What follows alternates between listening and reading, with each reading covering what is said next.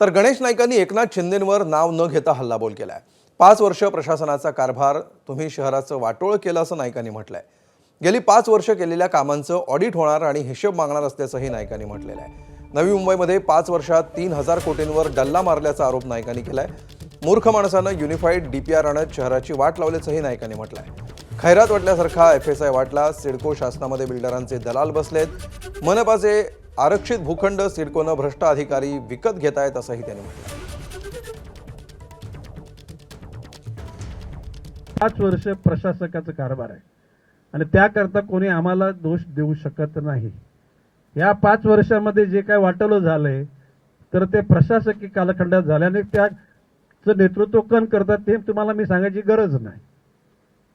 म्हणजे दुसऱ्याकडे बोट दाखवताना भान ठेवा। इथे काही लोक बोलतात की नवी मुंबई वरून दिसायला सुंदर आहे, आतून ती घाणेरडे असं इन शॉर्ट यांचं म्हणणं आहे। अरे मग ते 5 वर्ष नेतृत्व कोण करतंय त्या शहराच्या खात्याचं? तुम्हीच करता ना। मग कमी कमी तुम्ही तरी बोलू नका ना की माझा पोरगा चोर आहे। अरे बापाने तरी नाही बोलायला पाहिजे, शेजाऱ्याने बोलला तर मी समजू शकतो।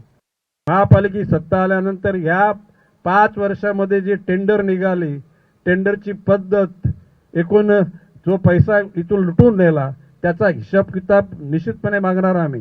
नाही मी तेच बोलतो ना, 3000 कोटीचा डल्ला मारला, 800 कोटी परत म्हणजे शून्य करण्याची त्यांची इरादा होता। आता इथे जर बोलाल मी योग्य ठिकाणी बोलले म्हणजे कुठल्या मूर्ख माणसाने हा युनिफाईड डीसीआर आणलाय। आणि मी सांगतो हा जर एफएसचा युटिलाइज झाला तर नवी मुंबई शहर हे राहण्यालायक शहर राहणार नाही। मी नवी मुंबईचं बोलतो, मी दुसऱ्या शहराची तर वाटच लागलेली आहे। एबीपी माझा, उघडा डोळे बघा नीट।